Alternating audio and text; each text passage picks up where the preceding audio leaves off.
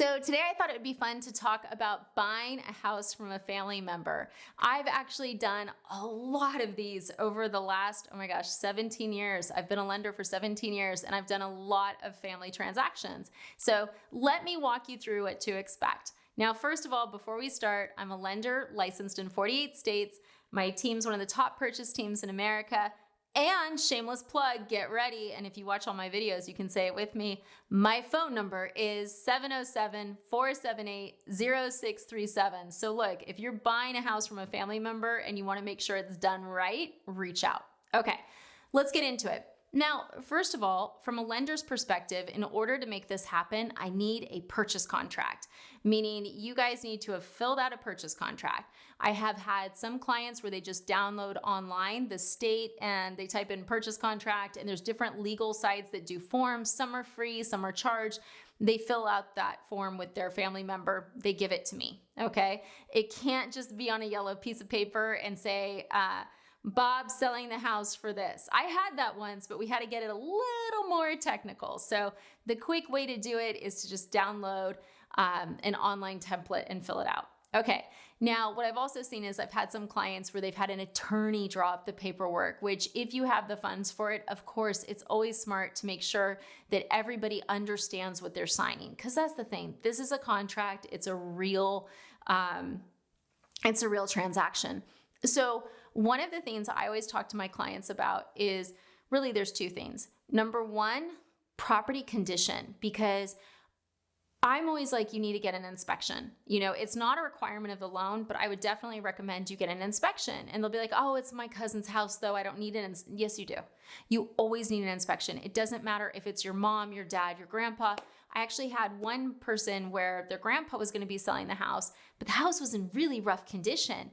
And they're like, well, he's giving us a discount because it's in really rough condition. And I'm like, guys, like, it's not a special discount for you. The house is in bad condition. He would have to sell it for this amount anyways because it's in such bad condition. So really make sure you're keeping your eyes open on that. What is the condition of the property? Treat it, when you're the buyer, you need to treat it in terms of inspections like it was a stranger. And I'm not saying that to shade your family. I'm saying that because, for instance, I'm not a contractor. So if I was selling my house to one of my sisters, I don't know everything that's wrong with it. Like, seriously, I would be looking at the decor, right? It depends on your family member. So that's why you want to get a professional in there to do an inspection. Very important. The second thing I always bring up to people is, hey, like, are they selling this to you for a reduced amount? Sometimes they are, sometimes they aren't. In the cases that they are, it's always worth discussing a gift of equity. So a lot of people don't know about this, but let's say, for instance, that your dad has a house that's worth $300 and he's going to sell it to you for $240, and you guys have a small down payment. You're going to have mortgage insurance.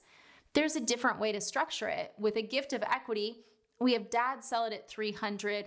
We have the loan amount at $240, and he's gifting $60K in equity. He was already gifting you that, right? By selling you the house at a reduced amount, he was already gifting you that.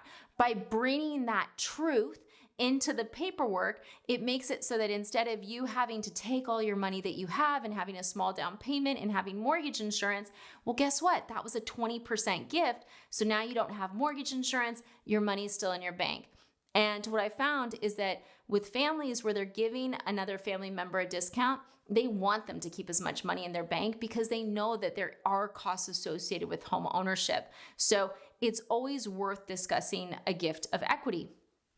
The other thing we've done is we've done it where the person who's gifting the house, they're doing a gift of equity as well as paying closing costs. So there's lots of different ways to structure this from a financial aspect. And that's why it's going to be really important that you're talking with a lender that understands this and has done it, because gift of equity is not something that every lender knows. And the nuances of it, you know, it's really something you learn over the years. Like, I know, for instance, to always verify, like, are you sure they really want to give you a discount? Like, I'm going to need them to sign this gift letter. Let's have them sign this gift letter. Then let's move forward, because sometimes it changes, right? So look, here's the thing. Buying a house from a family member can be fantastic. It can be great. It can be zero stress, no problems. The keys are the lender's going to need a purchase contract, and just make sure you're working with a lender who can walk you through if there's additional options that might make more financial sense for you. And lastly, I know, talk to a tax advisor. Have the person gifting you talk to a tax advisor. You talk to a tax advisor, because we all know that taxes likely will get involved at some point. So you just want to make sure you know, like, okay, are there any things we need to be aware of or not? It's just a good practice. So once again, if you're thinking of doing this and you're like, gosh, Jen, just call me, guys. Or you can go the other route and see how many lenders know about gift of equity and how this all works. It's up to you. But I am here if you need me. Thanks for watching.